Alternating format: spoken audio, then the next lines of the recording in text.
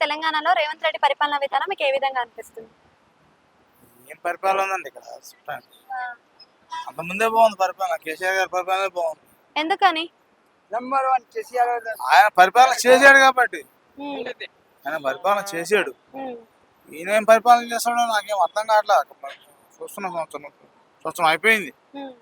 ఏం అంటే development free పథకాలు ఇస్తున్నాడు, రైతు రుణమాఫీ అన్నాడు, రైతు బంధు కూడా వేస్తున్నాడు కదా. అంటే అయిపోయిందండి, చేయాలి కదా, ఉమ్, చేయలేదు కదా.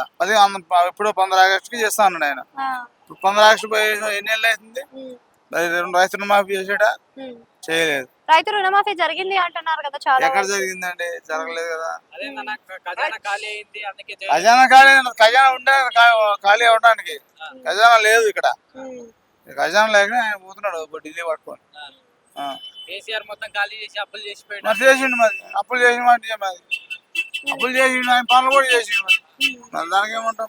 ఆయన అప్పులు చేసిండు, ఆయన పనులు చేసిండు.